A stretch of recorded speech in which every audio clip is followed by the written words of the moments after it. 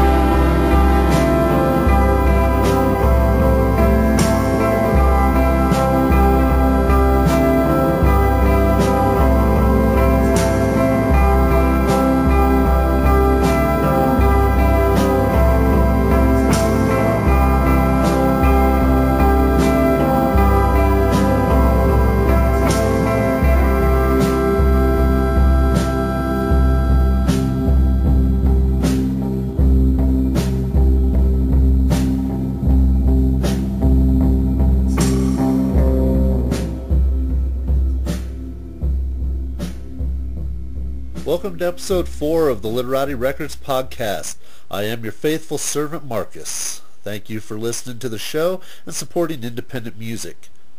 So all week we are featuring artists from last weekend's awesome gathering of the Clouds Festival.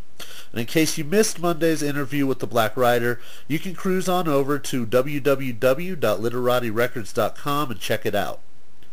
The Day 2 lineup included cuts from DJ Heavy Dose and sets from Hollow Talk, Hindershot, The Morning Clouds, Landlines, and Gliss. On the site you will also find a complete breakdown of each artist for days 1 and 2 of the festival with links and resources in the show notes. What do you do if you find yourself unemployed and the band you have dedicated years of your life to suddenly dissolves? Well, if you're an artist, you do what artists do. You create. And if you're Josh Wambeke, the creative mind behind The Morning Clouds, you retreat into your home studio, emerging months later with a masterfully crafted EP dedicated to your love of the lush tones of your favorite 50s and 60s music. Josh joins us on the show today to discuss his latest EP titled Wasted Youth Blues and the journey it represents.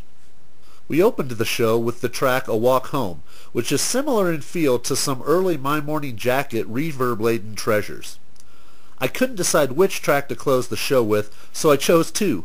First up is possibly my favorite track on the album, a moody audio lamentation entitled Ends, followed by the lush Beach Boy-esque The Wrong Things, which really captures the 50s and 60s tones that Josh refers to in our interview. Hi, this is Marcus, and I'm down here at the Gathering of the Clouds Festival, and I got Josh from The Morning Clouds with me. Welcome to the podcast. It's good to see you again. I've known you for a little while now. Yeah. Some of your Still like it. your earlier incarnations of bands, so Yep, it's good absolutely. to see you again. I've got some questions about your latest EP, Wasted Youth Blues. It's really good. Really enjoy that a lot. Thank you. It's a wonderfully lush and diverse set of songs, but it still manages to retain a coherent theme through the entire collection. Did you have a clear-cut vision of what you wanted to create from the outset, or did it just kind of take many twists and turns until you finally said, yes, this is complete? Really, it was my last hurrah as a musician. I decided like I was going to make one last sort of like attempt to release something and then kind of do something else with my life, and because I'd been doing this one band for so many years, and all of a sudden, you know, people started kind of picking up on it, and I kind of found myself in a place where, you know, there was sort of a demand for me to do it, I guess, and it meant to be, it was like a one-off thing, you know, sort of this, I had this kind of 50s, 60s vibe to it that I was, you know, kind of, that was my goal, like this is what I want to do, and then this kind of, that's gonna be my last stuff for a while, so. I mean, there's parts of it that have a real kind of ethereal Beach Boys-ish kind of, you know, wash Sure. of sound, Sure. and you captured that very well. Thank you. Now, after having spent so much time in band settings, did having full creative control, writing, playing, and recording all the tracks yourself, you know, in your own home studio even, like not even somewhere else, did that greatly alter your writing style? No, you know, I mean, I'll be honest with you.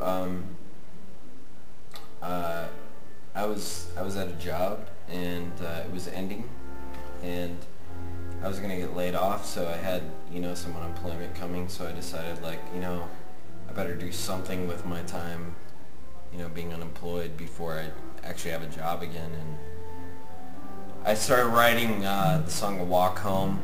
There was a loop, kind of an atmospheric loop, and I wrote over it, and that sort of started the whole process, and just kind of went from there. Well, when you felt it was time to play the material out live, was it difficult finding a lineup that was able to grasp and convey your creative vision for the music? It still is. I mean, you know, probably if I had my druthers, I would clone a bunch of me to play all the songs. But the beautiful thing about it is that you have these other people that you bring into the mix, and they put their own touches on the songs, and the songs sort of develop into a new. It's interesting because, you know, you write them and you record them, and then all of a sudden, you know, you have people playing what you wrote. It takes on a new life of itself, man. I mean, it's pretty cool. Because no matter what, they don't play it exactly as you wrote it. No, of course not. And I mean, if they did, it would probably bore me, you know. Exactly. You hear little things in what they throw into it. Yeah. You go, oh, that's kind of cool. Absolutely. I wouldn't have thought of that. Nice. Yeah, I mean, there's a human element now, you know, where it's funny when you record something where it's just you laying stuff upon, where you're laying tracks on what you do. That's you. So you know what you're doing. You know what you want. When you have other people involved, they put their own touch into it, and it's fun. Well, since you have your own studio, you've been able to help various other artists record their music. Yeah. How did that come about? I just ended up unemployed, and I realized I had the means to record other people, and I did record a few bands, and I enjoyed it. But after I did all that, I realized, I think, I'd rather focus on what I can record. I just wanna do as much with what I write while I can, before I have a family, before I do, you know what I mean? So eventually that's going to take precedence over the art, Has that opportunity to assist others in your studio opened up any new creative avenues or recording techniques in your own music? Yeah, absolutely. I mean, I've learned how to use mics in my basement and, become more efficient as a recording artist. Realize that, it might not be my cup of tea to be a recording engineer, but I feel fortunate enough that I was able to record people and hopefully give them what they wanted. Well, the new material you guys were playing tonight sounded really good. Any release dates on a new album, or? Man, I wish we did, but I'm guessing summer.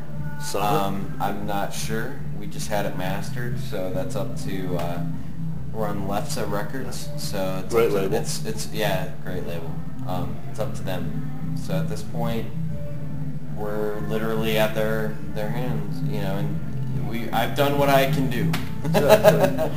Well, Josh, thanks a lot for sitting down with us. It's been a pleasure catching up with you again, man, and we'll look to see you out on the road some more. Great show tonight. Thank you.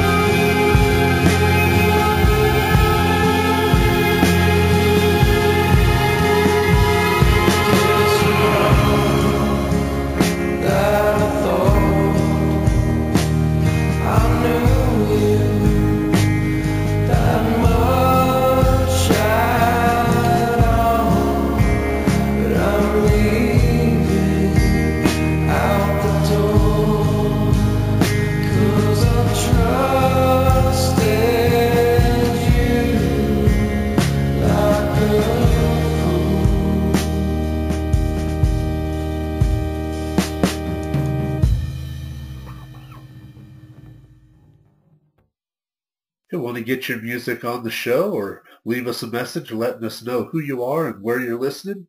Well, hit us up on the Lit line at 1-85-LITERATI. That's 1-855-483-7284. For more details, check the Lit line link on our website at www.literatirecords.com. You care about the wrong things, baby. You didn't need to try so hard, 'cause you win and then you lose.